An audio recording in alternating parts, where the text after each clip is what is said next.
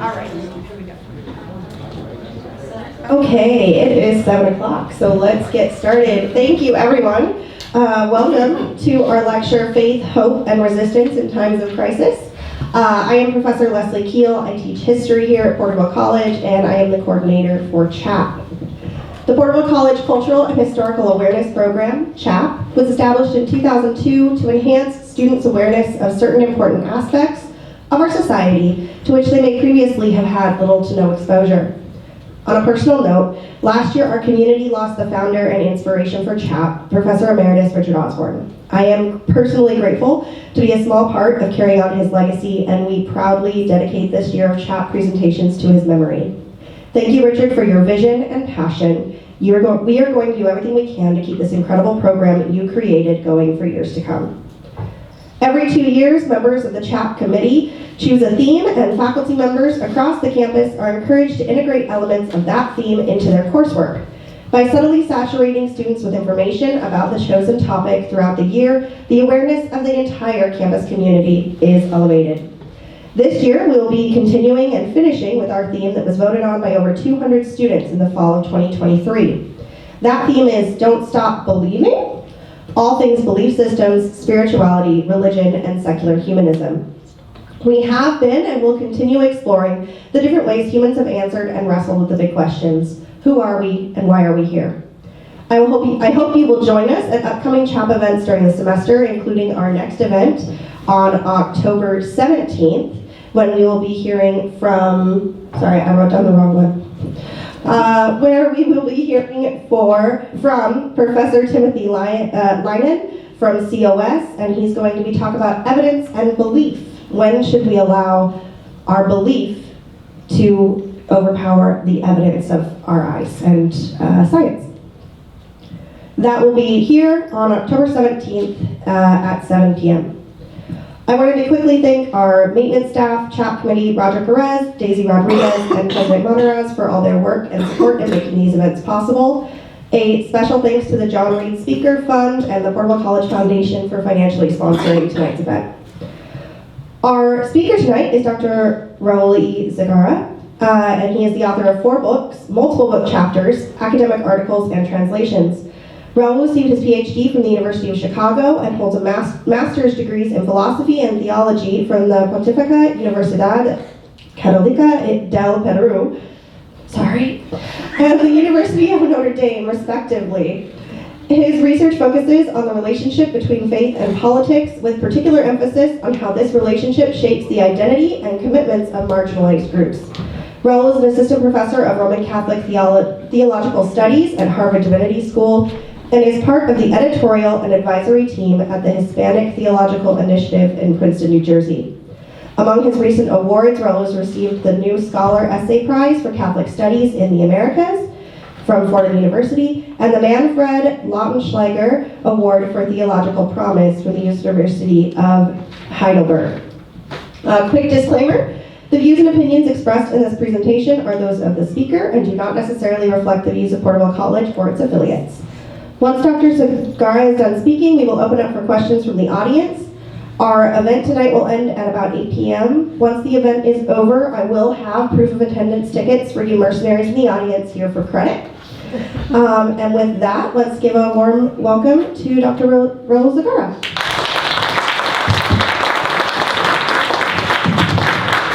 Can you hear me fine with the mic?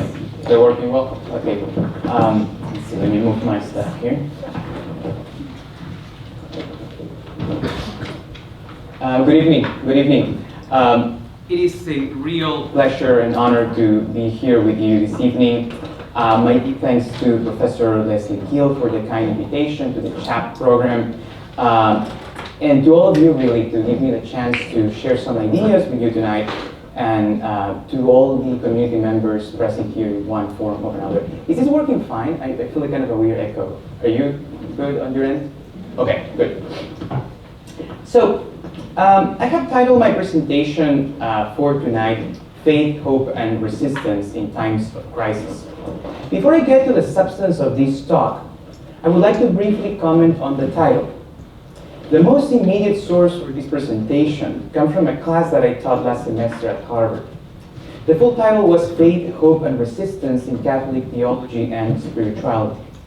I will say more about the Catholic theology and spirituality side when we get into the body of the presentation, but let me first focus on why I decided to teach this class and how that relates to my presence here this evening. I believe we all can recognize, despite our political convictions and personal preferences, that we are living in a moment of crisis in the United States. Indeed, it is not an ordinary thing to have the military patrolling some of our cities. It is no ordinary thing to see the level of pressure exercised by the federal government on universities. It is no ordinary thing to sink foreign vessels without proper investigation or imminent danger. It is no ordinary thing to have international students taken from the streets by mass government agents. And I could go on and on and on. Of course, depending on our political leanings and moral orientations, we may interpret these facts differently. But even if some favor this radical shift in the relationship of the federal government with citizens, it is undeniable that this is a moment of crisis. Precisely because it is a crisis, some maintain that radical measures are necessary to bring sweeping change to a country in disarray. But this crisis did not start after the last presidential election, although the results of that election elicited sweeping changes that we're seeing right now. We have been living in tumultuous times for a while. Some may argue, persuasively in fact, that we have always been living in a crisis.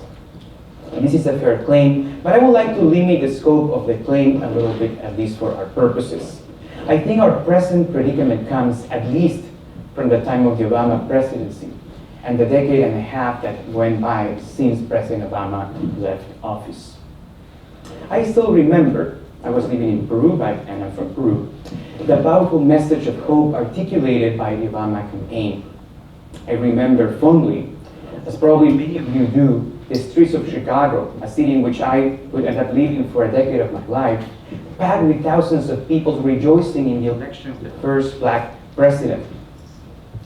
Hope had triumphed. The United States had entered a new era. I still remember pundits and political scientists speaking of a post-racial America and the inevitable path to social progress that the Obama coalition will create. People would even assert with daring confidence that demography is destiny and that the growing racial diversity of the United States will almost assure endless democratic victories. The title of a book by a renowned political strategist may give you a sense of my point. 40 more years, how the Democrats will rule the next generation. But here we are. But as we know well by now, this hyperbolic hope was unwarranted, even if it was politically effective in the late 2000s. Demographic change most certainly did not become destiny, because people are people and not data points. Most decisively, as important as it is to affirm racial and ethnic diversity, such affirmation cannot overcome many other negations, many other lacks: lack of economic opportunity, of housing, of healthcare, of fair conditions of labor, and so on and so forth. The promise of hope did not deliver. Over the last few years, many have felt the fundamental absence of a clear path for the pursuit of happiness. Of course, this is not entirely the fault of the Obama administration. The hopeful message of an inclusive and diverse America was a scary message for many who saw their prerogatives under attack. As happens with all revolutions, this revolution of hope was besieged by a counter-revolution of fear. Fear of immigrants taking people's jobs. Fear of people of color having an easier path in college admissions and job hires. Fear of other religions and cultures undermining the allegedly Christian and Western core of this country. Indeed, the politics of identity were turned upside down. Its original intent consisted in the defense of vulnerable identities from the abuses of majority rule and cultural bias.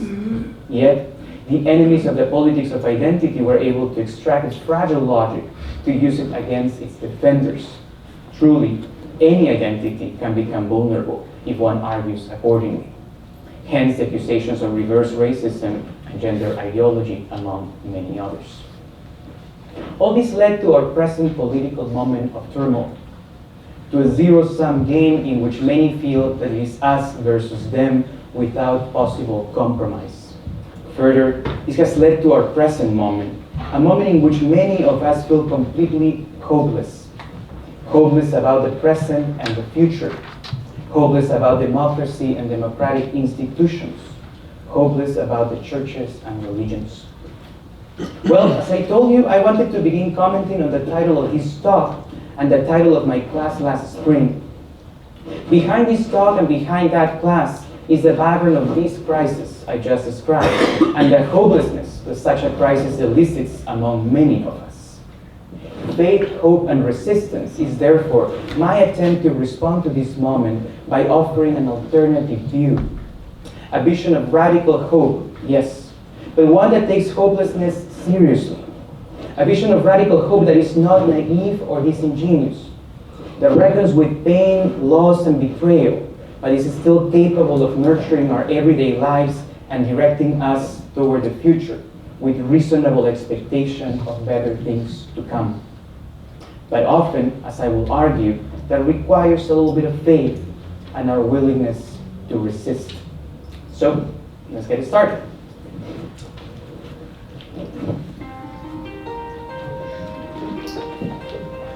There's the music for the start.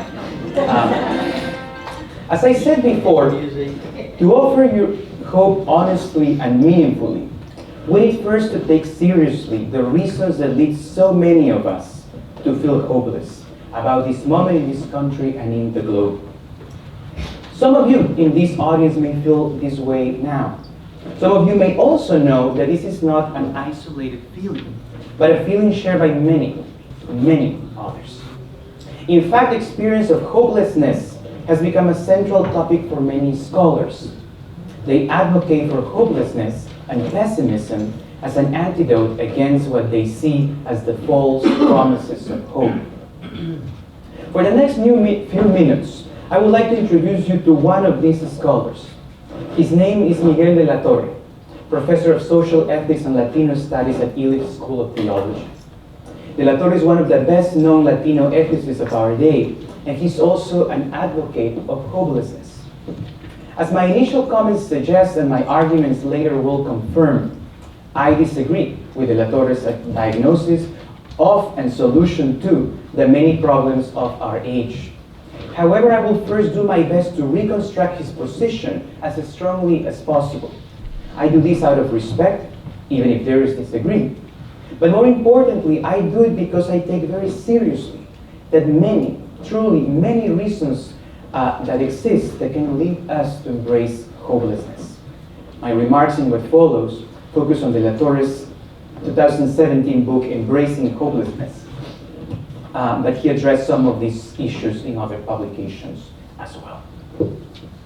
De la Torre opens his book with the biblical lament of the book of Ecclesiastes. I quote, "When the writer of Ecclesiastes contemplates the oppression taking place under the sun, the author concludes," and this is a citation from scripture, "I gaze upon the tears of the oppressed, and they have no one to comfort them. Power resides with their oppressors, and they have no one to comfort them. I proclaim the dead, those who have died are happier than the living, those who are still alive. Better still than both is the one never born, whose eyes have not witnessed evil done under the sun." From chapter 4 of the book of Ecclesiastes. Commenting on this passage, de la Torre continues, "We live under a constructed history perpetuating a false justification of oppressive structures geared on privileging one group over against other. In the midst of overlapping unjust structures and the intersection of racism, classism, ethnic discrimination, sexism, heterosexism, and all the other ideological-based isms imaginable. A sense of hopelessness grips the soul as a realization of the depths of oppression make solutions appear simplistic.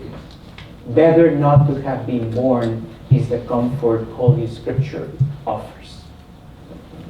As these passages show, De la Torre situates his theology in the overwhelming reality of systemic oppression, poverty, racism, sexism, imperialism, ecological collapse, and inevitable death. Against the grain of the Christian tradition, which elevates hope as a virtue, De la Torre insists that hope is often an illusion, one that comforts the privileged while pacifying the oppressed. For those whose lives are crushed by oppression, hope is not a gift, but a burden that numbs them into passivity. He recalls a trip with students to some poor villages in Cuernavaca, Mexico. The author recalls that a white student remarked that despite the poverty these villages experience, she saw, quote, hope in the eyes of the little girls. De la Torre tells us that he felt compelled to correct her students' hopeful assertion. Those very children will likely be trapped in sex work or abusive marriages sooner than later.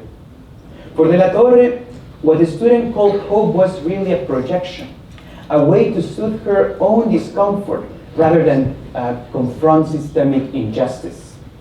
From these and other similar examples, De la Torre develops one of the central claims of his book, namely that hope has an ideological function. It maintains unjust structures by discouraging radical resistance. Therefore, De la Torre argues that the first step toward liberation requires the crucifixion of hope. For as long as hope exists, the world's wretched have something to lose, and thus will not risk all to change the social structures. Some of you may notice at this point that De la Torre's crucifixion of hope structurally resembles one of the classic models of critique of religion, one famously developed by Karl Marx. Indeed, Marx argued that it was essential to get rid of religion to clear the path for social progress. His reasoning was identical to De la Torre's position on hope. Religion promises people a future reward that prevents real action in the present. Hence, religion must be eradicated for any real change to take place. I will return to this issue later, but I want to flag right away the issue for you with a few questions. Is this characterization of hope or religion fair? Is there such a thing as a single type of religion or hope? Do you know of any examples of people of hope, of people of faith that are committed to social change? Think about it. We will return to this shortly. Let's provide additional context to better understand the nature of De la Torre's critique. He situates his theology against two major traditions: Christian salvation history and secular histories of progress. In the first camp, one of the main targets of De la Torre's critique is the German theologian Jürgen Moltmann. Moltmann was one of the most important theologians of the 20th century and author of the best-selling book, Theology of Hope. In that book, Moltmann maintained that history bends toward redemption and that Christian hope anticipates in the present God's promised future. De la Torre argues that such frameworks justify atrocities by reframing them as necessary evils that move history toward God's utopian future. For instance, as in Manifest Destiny and the genocide of Native Americans that were rationalized by many as part of God's providential plan. I must note at this point that it is undeniable that many atrocities have been and are today and probably will be tomorrow justified appealing to God's providential plan. In this regard, it is hard to disagree with De la Torre. However, as I suggested earlier, not all theologies of hope are justifications of present evils. Moltmann himself thinks about hope in a promised future as a mobilizing force in the present, as a source of strength to produce change in the here and now. De la Torre does not pay attention to this aspect of Moltmann's thought. He indeed seems to miss the fact that there are many ways to relate to hope, not all of which are mere complacence with unjust suffering. The second target of de la Torre's critique are secular histories of progress. Modern thinkers, more saliently Hegel and Marx, frame history as a teleological march toward freedom or progress. Hegel famously described human history as the realization of the idea of freedom. Similar ideas are present in the founding fathers of the US as well. De la Torre critiques these as equally complicit with oppression. Such narratives erase marginalized peoples or relegate them to pre-modern irrelevance, he says. The way in which the ideal of freedom coexisted so easily with slavery, colonization, and extermination of native populations in both the American and the French revolutions should tell us something about the force of this critique by de la Torre. Again, however, we would do well to ask ourselves if all political or philosophical projects committed to the idea of freedom are doomed to failure. Moreover, we may need to consider whether the historical failure of many or most of these projects means that all of them must fail or that new endeavors are not worth pursuing. For de la Torre, both Christian and secular hopes mask the reality that history is a pile of corpses. Walter Benjamin's image of the angel of history, blown backward by the storm of progress as wreckage piles before him, illustrates the futility of seeing history as progress. For de la Torre, Benjamin shows that true revolution requires pessimism, not optimism. It requires that we make the continuum of history explode. Let me bring these remarks to closure, recapitulating and expanding de la Torre's argument. For de la Torre, hope whitewashes reality, preventing the development of a transformative praxis. Hope is an illusion beyond critical examination, serving an important middle-class purpose, providing a quasi-religious contentment in the midst of oppression. Hope is lastly a form of false consciousness that leads to complacency with the oppressive status quo. For these reasons, de la Torre invites us to embrace hopelessness. In his view, hopelessness is not mere resignation. On the contrary, it is desperation rooted in hope denied that leads to transformative action. Further, de la Torre argues that embracing hopelessness is an act of courage through which we embrace reality and we direct ourselves to act even when the odds are in favor of defeat. Therefore, hopelessness is the precursor of resistance and revolution. It emboldens action by removing illusions that things will work out in the end. Thus, to be hopeless is not to be passive, but to be free, because having nothing left to lose permits radical action. In his words, quote, "The hopelessness of having nothing to lose propels toward radical praxis." De la Torre concludes proposing an ethical model that he calls una ética para joder, an ethics of screwing with. Screwing with what, you may ask? His point is that we must screw with oppressive structure. Tenemos que joderlas. Since dismantling global white supremacy, neoliberal economics, and empire is truly hopeless, a truly hopeless effort for de la Torre, the task is not to wait in hope, but to disrupt, to annoy, and resist. The task is, in other words, joder. Hopelessness frees us to act without illusions of victory or promises of reward. We struggle not because we hope we will win in the end, but for the sake of justice, regardless of the outcome. His radical honesty, de la Torre argues, is the only faithful way to respond to the world's suffering.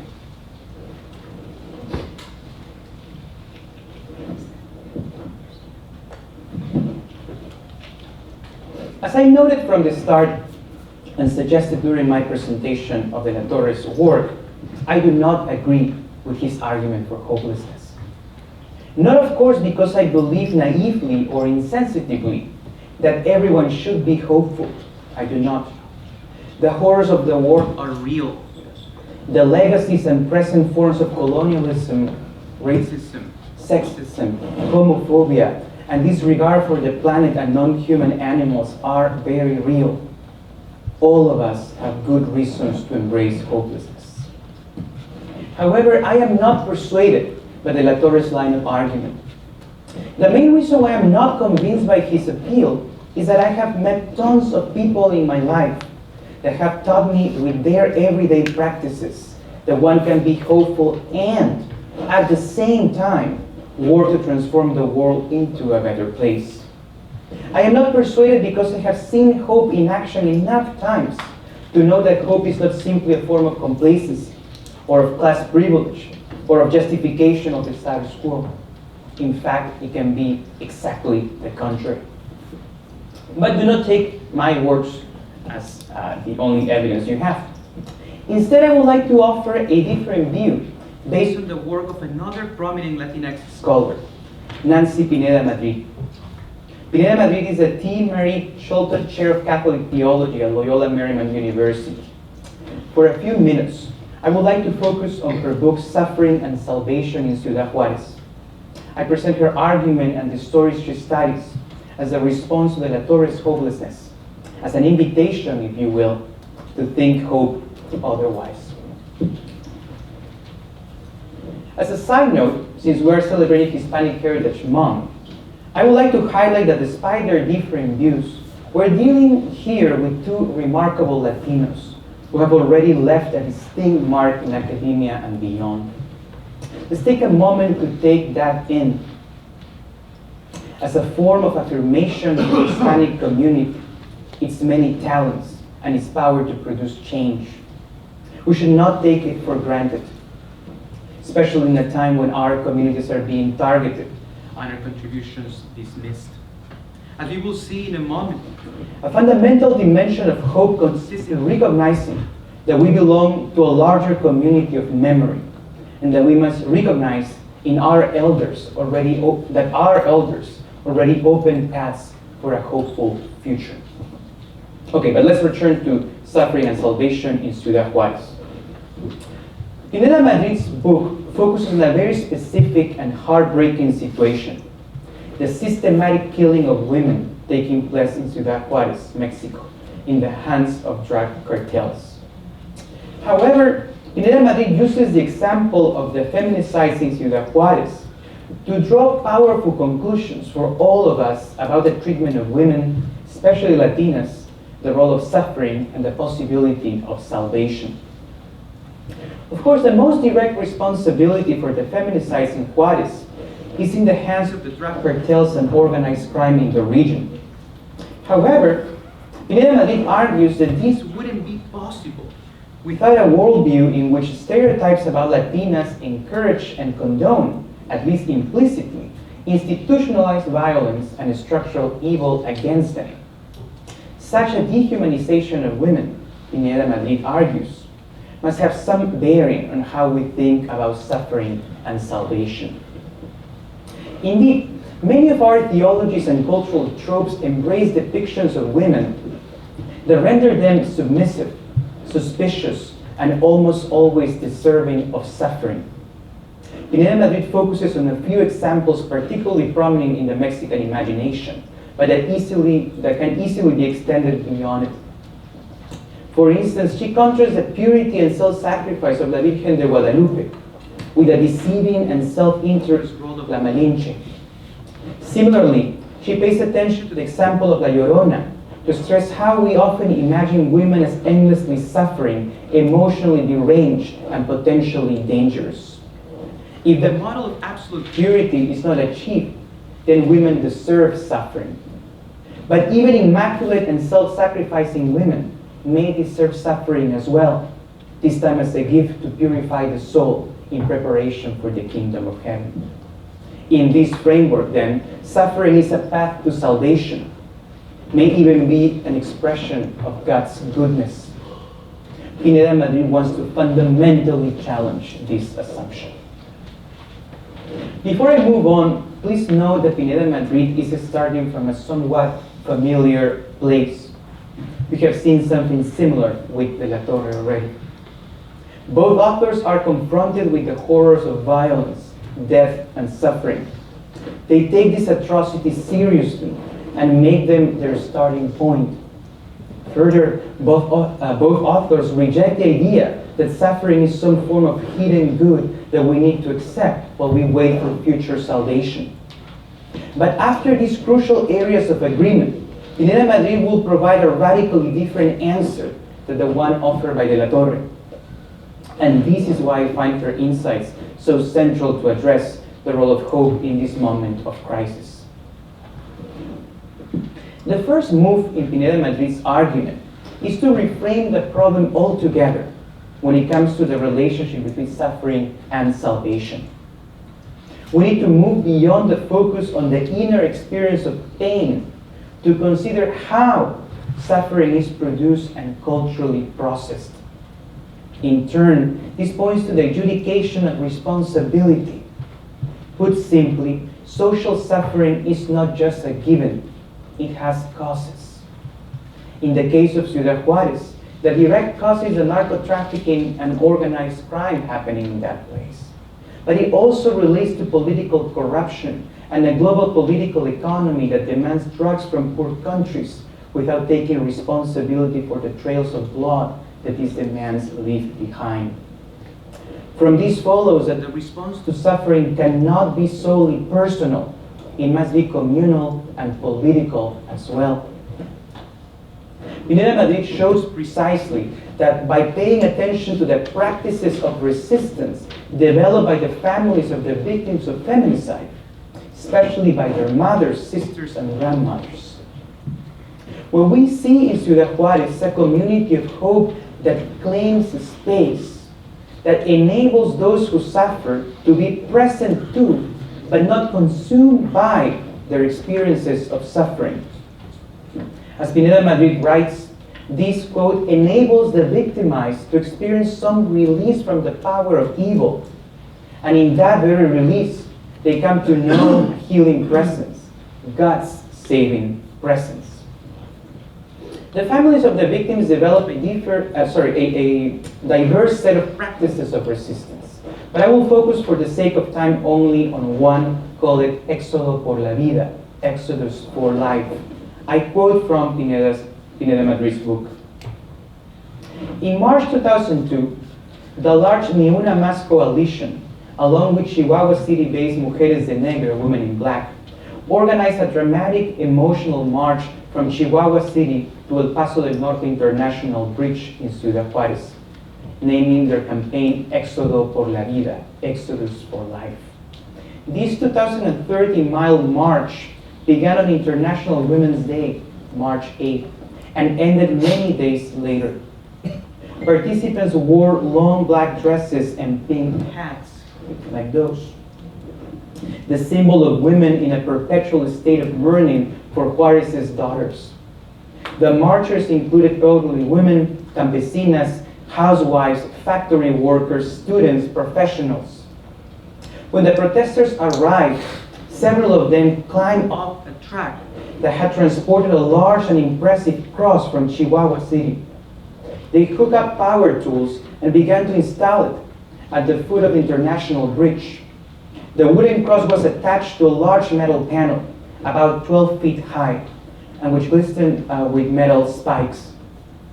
A sign at the top of the cross proclaimed, Ni Una Más, not one more. That's the cross. Let's focus on this very powerful public demonstration of suffering, but also of hope and salvation.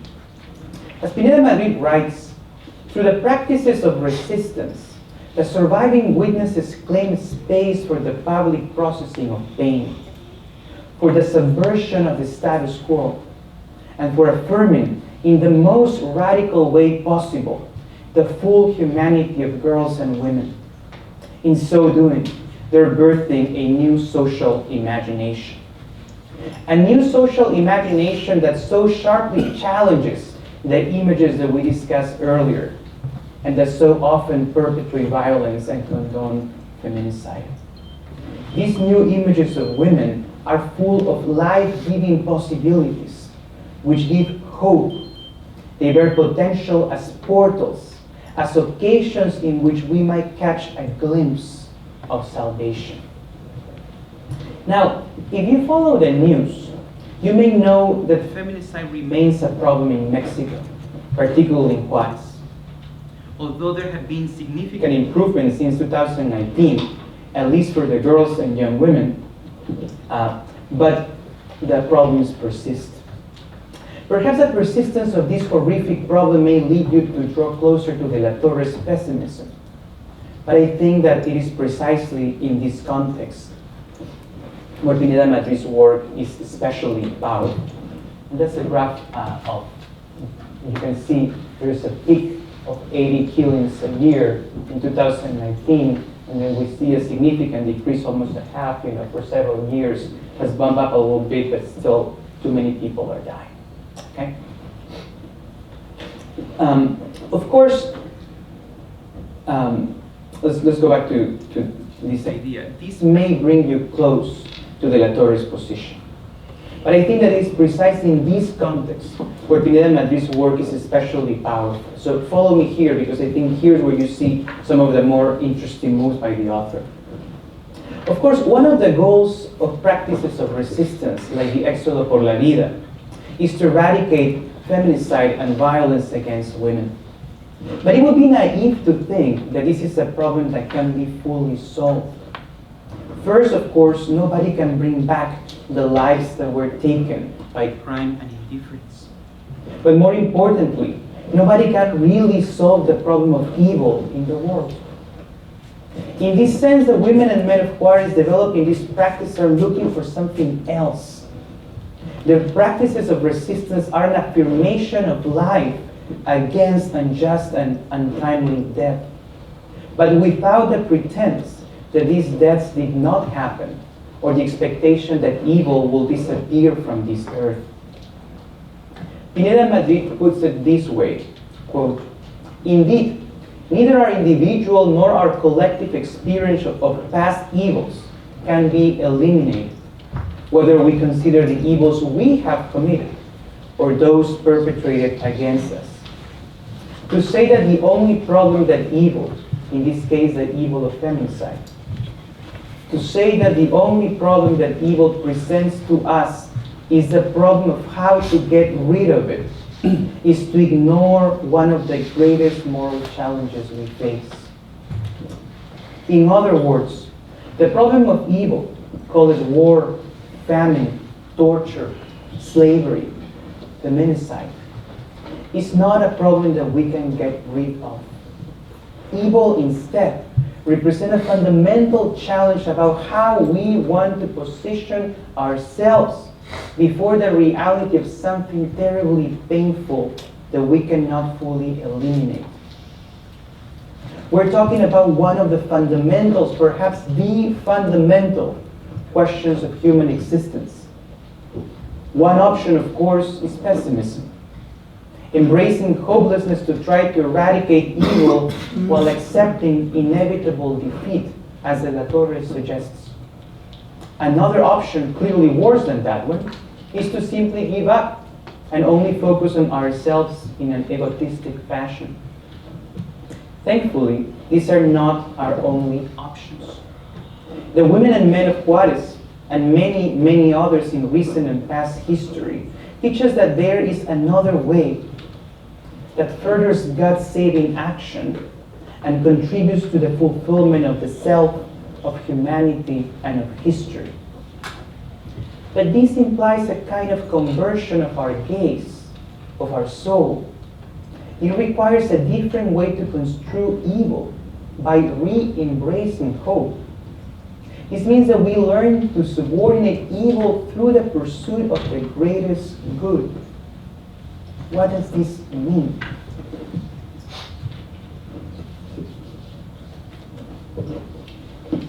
First, our goal facing the problem of evil should never be limited to the destruction of what we take to be the sources of evil, less so to the destruction of evildoers. This approach, revenge, vindictiveness we may call it, solves nothing. Under the pretense of being justice, it only produces more injustice and further harms those pursuing revenge. But we learn from the families in Juarez is something different, something else. The practices of resistance affirm the importance of community. They affirm that only a life lived in pursuit of a spiritual unity is both meaningful and is a furtherance of salvation. But community is not merely a gathering of people. Rather, a body of people becomes a community through a vision of life in which we see the need for each other, in which we claim others as ours. This new vision enables us to bridge our experience of estrangement, to bridge the alienation that we often feel, but that we feel especially strongly when we have been harmed by evil.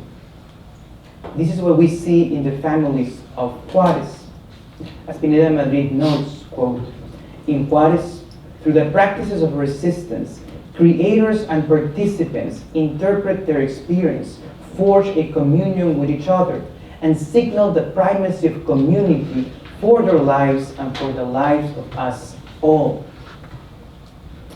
But this requires hope and a true act of fundamental trust, what we often call faith. Hope and faith in the possibility of healing and meaning, even if evil is still around the corner. This means going beyond the experience of individual pain in a true healing journey of self-transcendence, in which we understand that our lives must take on past glories and future promises, inserting ourselves in a larger community of meaning and memory. In the case of the families of Juarez, this means that they join the resistance to past efforts to denounce and dismantle atrocious evil. And they also join any future resistance to assaults of female dignity and the dignity of us all. By doing this, by claiming belonging to a community, and by inserting ourselves in its struggles for meaning and healing, we become a community of hope. Okay, we're almost done. So this is the last part of the talk, and then we'll have a Q&A. Okay, let me bring these reflections to closure by restating the fundamental problem I have been discussing with you tonight. To do so, I want to bring up a third thinker, the American philosopher and psychologist William James. In a now famous talk given to Harvard students in 1895, William James confronted them with perhaps the most fundamental question we all face. Is life worth living? That was indeed the title of his talk. Minor stuff. James begins by situating his audience in the cultural climate of his time, the late 19th century, when many intellectuals and writers were voicing deep pessimism about human existence. Sounds familiar, doesn't it? The pessimists argued that life filled with pain and disappointment could not justify itself. For James, however, this despair was not merely a theoretical conclusion, but a psychological danger. The decision about life's worth had immediate existential stakes. By contrast, James focuses on our instinctual human desire for life. Even in the face of suffering, people generally cling to existence. This clinging suggests that there is something in life itself, some impulse or vitality that resists nihilism. Yet, James warns, instinct alone cannot permanently secure life's value. One must also find rational or moral grounds for affirming it. This is where James connects the question of life's worth to what he elsewhere calls the will to believe. And we should not note that this was never a simple theoretical issue for James. He struggled with depression his whole life, and he found in the will to believe what truly rescued him from the darkness of his pain. He argues that in situations where evidence is incomplete or inconclusive, individuals have the right, even the duty, to make a leap of faith toward affirming life's meaning. He says, we cannot escape the issue by remaining skeptical and waiting for evidence. For to wait is in effect to decide in the negative. This might be pertinent for the next speaker. Choosing to affirm life despite uncertainty is itself a form of action that sustains vitality. I would argue this is the basis of hope. Further, this is the kind of hope in action that we witness in the case of the families of Juarez and many more struggling for meaning in the midst of suffering and injustice. Indeed, for James as well as for the families of the victims in Juarez, life's worth is inseparable from moral effort. He suggests that it is precisely the struggle against evil, suffering, and despair that gives life its nobility. The world presents us with real obstacles, poverty, injustice, illness. But confronting these challenges is what invests life with purpose, even if, as I said many times, we cannot fully overcome all these obstacles. But that is precisely the beauty of life, even when there is suffering and sorrow.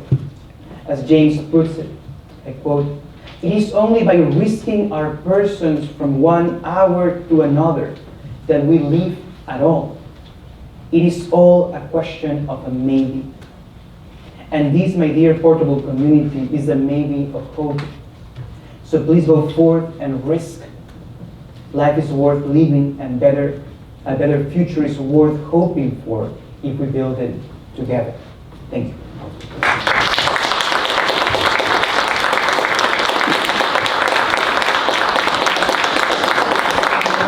I get to run tonight. Thank you so much. Okay, so we are opening this up for questions. Do please, we only have one mic tonight, so you guys get to see me run relays. But do please, if you have a question, raise your hand and wait for me to bring you the mic. You may think your voice is loud enough, but someone in the audience may not be able to hear you. So but if anybody has a question.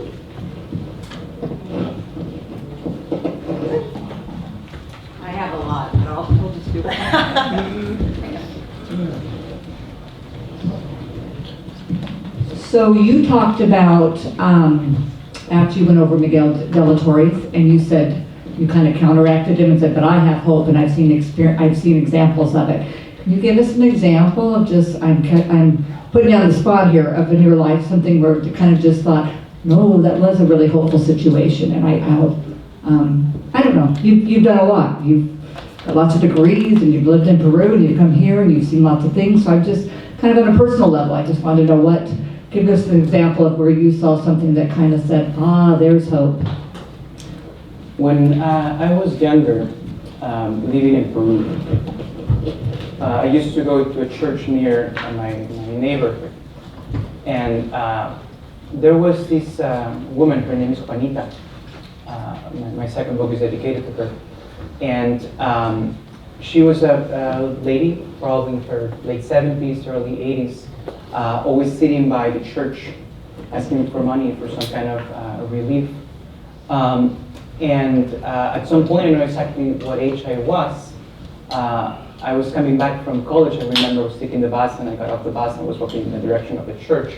And I remember seeing this interaction of Juanita with a police officer or something like that was kind of removing her from the street because it didn't look good to have people asking for money in a residential area, I guess, right?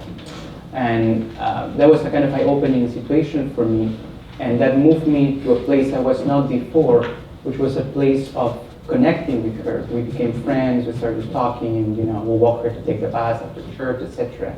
But in the experience of that kind of seeing her, developing the friendship we have, and seeing her also coming again week after week, day after day, for potentially encountering the same kind of situation with police officers, or when something happens, just people passing by and never helping, right? That taught me something about the persistence of people who are not just, ignorant or naive. They're seeing something else in the dynamics of life. And I think, in addition to the things I was discussing in the paper, that was very moving, and it was maybe one of these impressions that stay with you of people who persist in the middle of things that don't look pretty good overall, Anyways, that's something that comes to mind right now. Thank you for the question.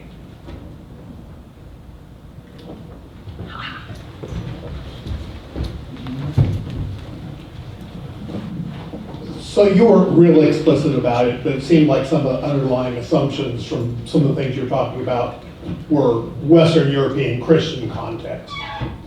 So my question has to be, is, as I stand looking at the Christian context, it looks to me like Jesus of Nazareth kind of lost the political and societal battle on purpose so that people could hear a message of direct relationship, not controlled, and the joy of interpersonal kindness. And so I have to ask, if people are applying religious hope to political and societal situations, do you think they're missing the point, or do you think they're doing the right thing? Neither. I would say that there are two things to say about that, right?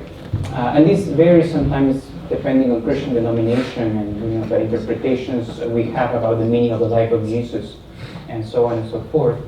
But I would say that what we see, for instance, in the Gospels, right, as the depiction of the life of Jesus has, for most, at least mainstream Christian denominations, a normative role for how we operate in the world. That is, we want to be followers of Jesus, for those who believe in Jesus as their Lord and Savior, right? And we want to, follow and imitate the core of that relationship of love and compassion for others. But also, in most Christian denominations, that doesn't mean that that's the only space of Christian intervention in the world, right? So I think that, I said neither to your question, because then you have inspiration from the deeds and the words of Jesus, but also expansion of the possibilities that you can do in a world that's very different from Palestine in the first century, right? Where there's no smartphones, international commerce and all these things what we have it today. So then all Christian denominations in a way or another have taken inspiration from the Gospels and the wisdoms of Jesus to think about other situations.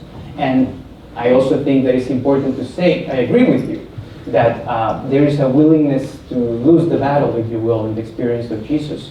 But the battle still has very obvious political components, right, even in the Gospels. So I think that you have a mix of situations there and a mix of directions that allows rich possibilities. Now, there are different ways to use faith in the world of politics, and there are worse and better ways to do it, and we could talk more about that. But I think it's inevitable that people are just going to do that because political animals are also religious animals, right? You cannot escape that reality. Thank you for your question. Kind of just a follow-up of what he mentioned. How do you marry the political progressive views and Christianity when Jesus Christ himself never endorsed any political ideology, but quite the opposite. He rejected to be named, the Romans called him the Jew king. He didn't want to do anything with politics. So how do you marry the facts and the current political progressive view? I don't marry them. I will start with that. I wouldn't use that metaphor. What I would say is, and this is part of the answer to the prior question, right? I think that many of us, maybe in this room, are Christians or people of faith, right? But even in this room, we will not approach our faith in the same way, right? So not all of us, when we think about the Christian tradition, are thinking about just the things that Jesus said or did and